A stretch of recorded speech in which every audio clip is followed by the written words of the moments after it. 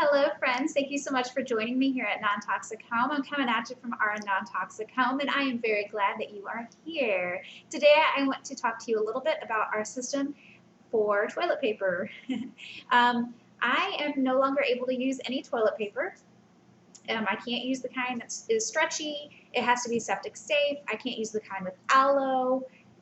And quite frankly, a lot of them have natural rubber latex in the toilet paper itself, not just in the cardboard roll, but in the toilet paper itself. So that's a problem when you have a latex allergy, right?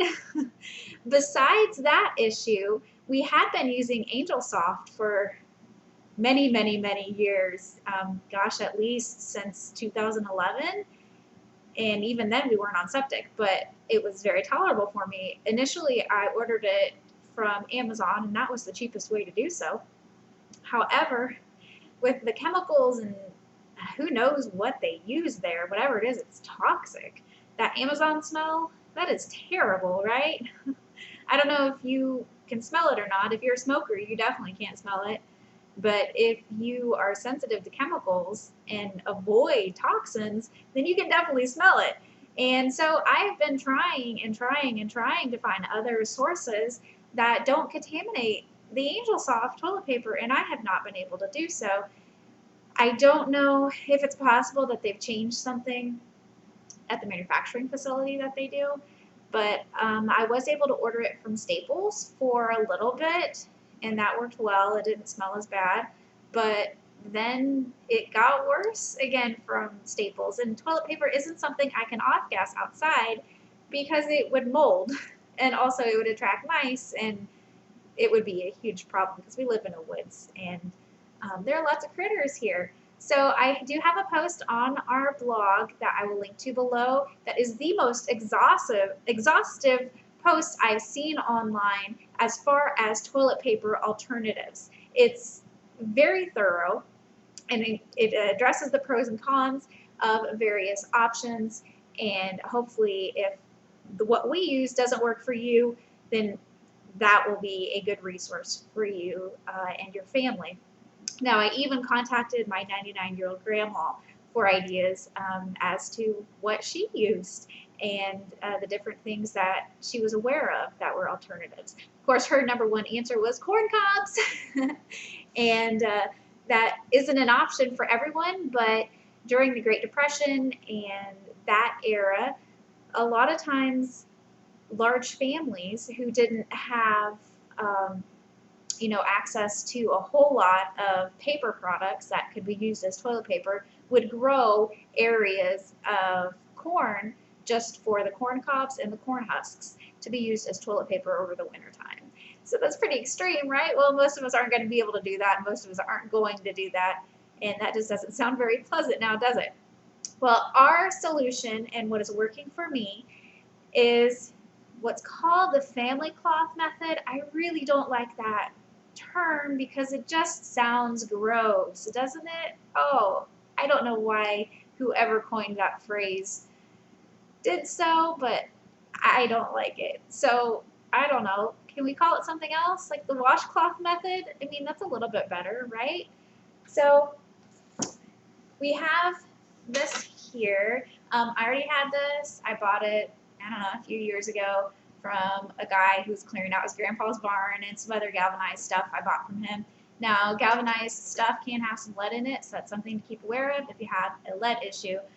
But this is just what we store the washcloths in. So you can use whatever you want to store it. Some people are really handy dandy and create a little thing on their wall for the washcloths that's really attractive and everything. Now, initially, I did fold these and then roll them, and that is how I stored them in here, like so. And it was very attractive. It was so pretty. I was so happy and pleased with myself as to how lovely I made our new toilet paper solution appear. However, after washing them twice and folding and arranging them again, I was done with that because it's just my husband and I here. Who are we gonna impress, right? And that was just extra time and energy. So now I just throw them in here. I don't fold them at all. It doesn't make any difference whether or not they are folded as to how effective they are. You can dampen them or moisten them if you prefer. We don't. We just use them dry, and it works wonderfully. Now, these cloths or these washcloths are not organic. I wasn't sure if I'd tolerate them or not, but I think it's a 60 pack on Amazon, and washed the smithereens out of them. I washed them like 10 times in our washing machine, and totally tolerable for me. And so that's nice. And we obviously have plenty because, like I said, it was a 60 pack. I think it was like 25 bucks or something like that. It was a really great price. And they're really surprisingly soft. And I don't know how well you can see this, but they're actually pretty thick. And they're really great. So I'm very, very pleased with that. My husband's just happy that I'm safe and that there is something that he can use. Because, like I said, I've tried all the toilet paper and everything is super contaminated, either with latex directly in the product or the fragrance and chemicals is just permeating the product, and I can't even bring it into my house. Like, I really tried the last time with my Staples order, bringing it into the house after I'd left it outside to off gas for a few days, and I got so sick. It was absolutely terrible. So that's that part. So you'll need to buy the washcloths. You'll also need a 5-gallon bucket. Doesn't need to be from Tractor Supply. Tractor Supply is where we buy our chicken feed, and so I just added that to our order. 5-gallon buckets are really cheap. You want to be sure you get a lid that fits on it. Generally, the lids are pretty standard. I will link on Amazon to these, but really, you want to buy these locally.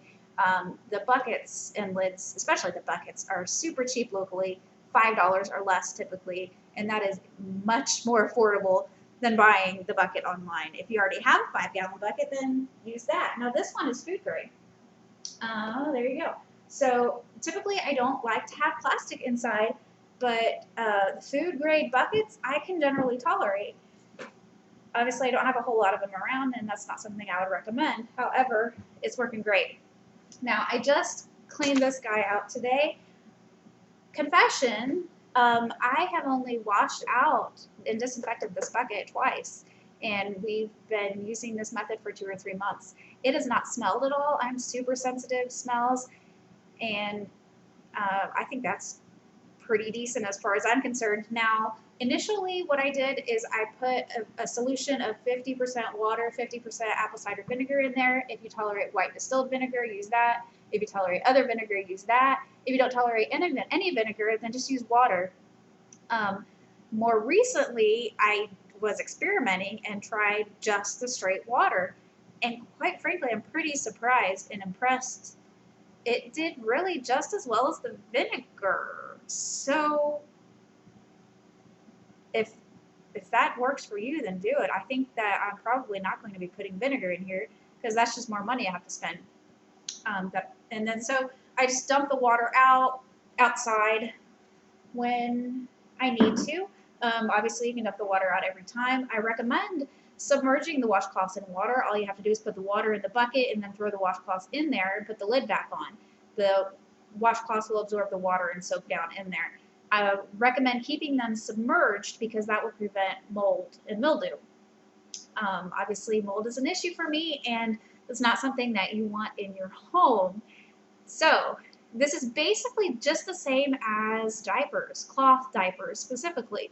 And I highly recommend this method, friends. It is affordable, and it is safe, and it is eco-friendly. You don't have to buy stuff for it. Now, when I wash it in our washing machine, we do have a washing machine that doesn't regulate the hot water temperature.